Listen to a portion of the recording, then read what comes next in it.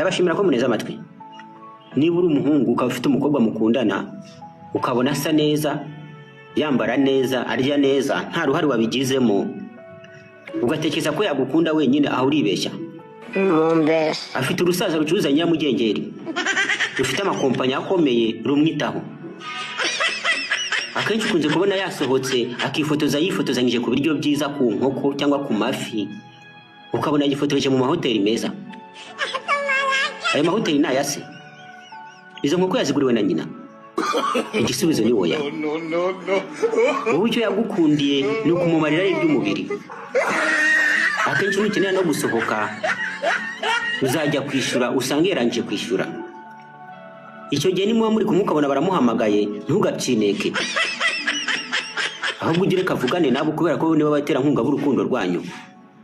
Muri make urukundo mukundana rufite abaterankunga.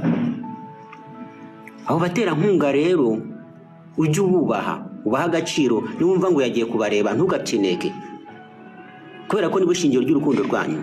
Ibyo bamuhereza atabifite ntiwamubona asa gutyo, atanabifite ntiyaba akigukunda, kubera ko yabashirashira mu tundi dusore, ajarajara mu bindi bihungu bikanamwangiza. Ubaha umukobwa, umwubahire n'inshuti. Ndabashimira ko